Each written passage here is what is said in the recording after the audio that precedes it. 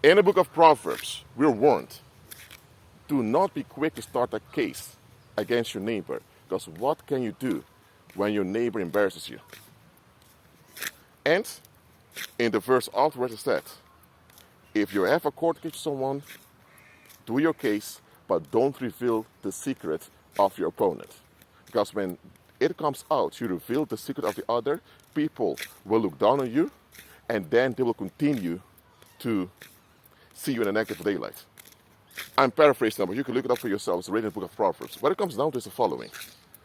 If someone accuses you, or if someone conducts a smear campaign against you, our attitude often is, you know what, I won't stand this. Someone accused me of theft, or they accused me of sexual violence, or they accused me of murder or whatever. You know what, I'm not going to stand for this. I'm going to stand up for myself. They slandered me by just doing it, and likely they did slander you. So you think, you know what, let me sue them. They slandered me, now I want compensation from them. I'm the victim here.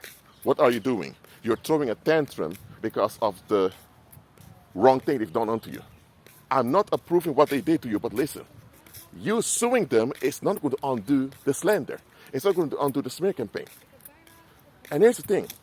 What if the public sides with the narcissist? If the public sides with the narcissist, and now you sue the narcissist, it will make you look like someone who wants a pity party.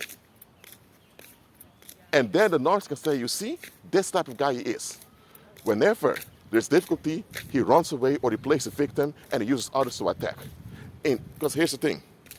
It's the responsibility of the public, not yours. It's the responsibility of the public to check what an individual is saying, whether it's correct or not. If the public is neglectful because they don't want to do their due diligence, that means the public itself is at fault.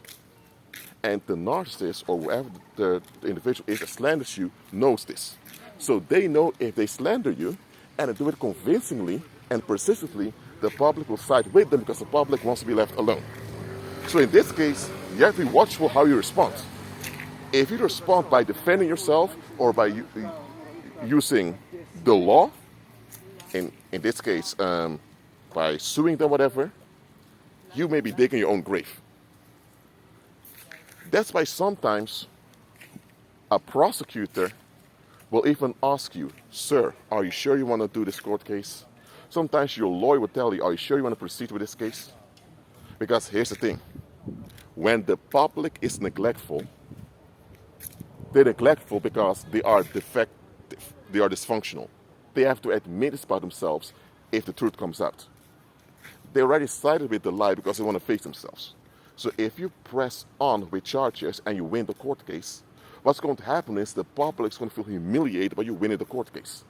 So yes, you won the court case, and the one who slandered you has to go to prison or need to pay you a fine.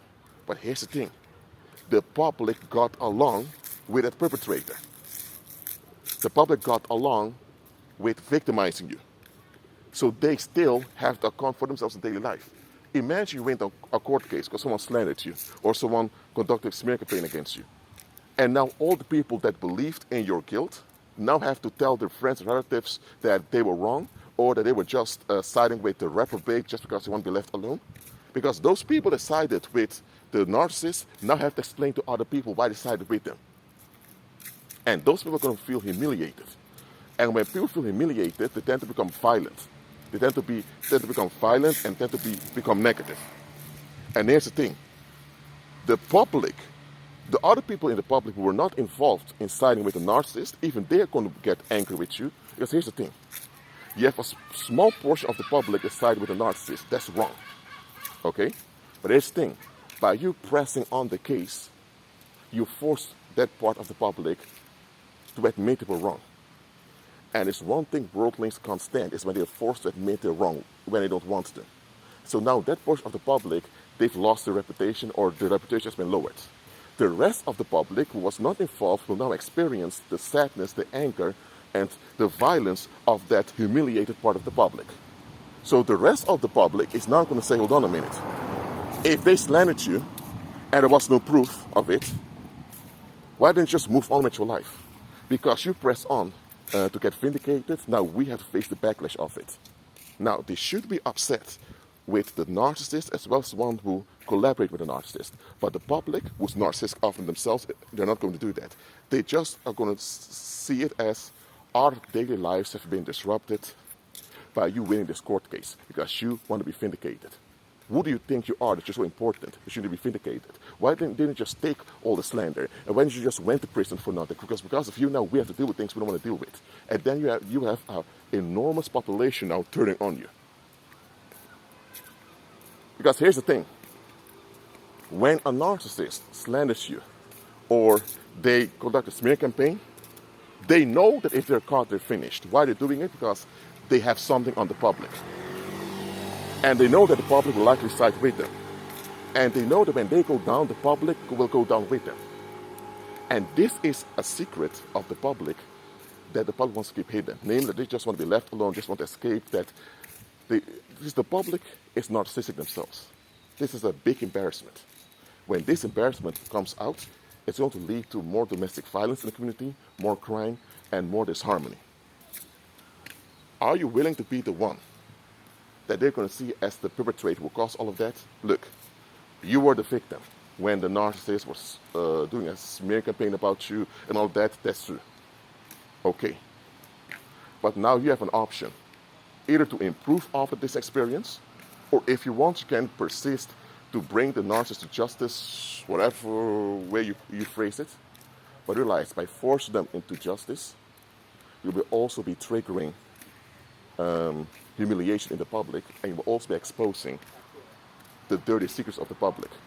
And once you expose the dirty secrets of the public, be guaranteed you're going to have a lot of hidden enemies want to take you out. As simple as that. Some people did this.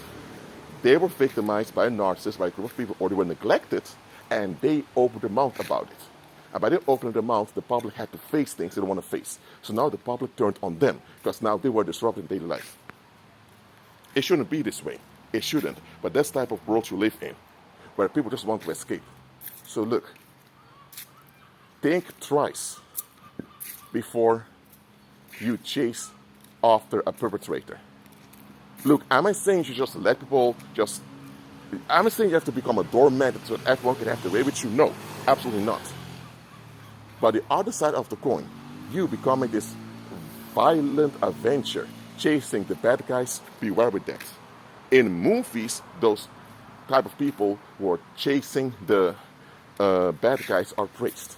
In real life, it doesn't happen that way. In real life, when you chase the bad guys, you'll be seen as a bad guy yourself.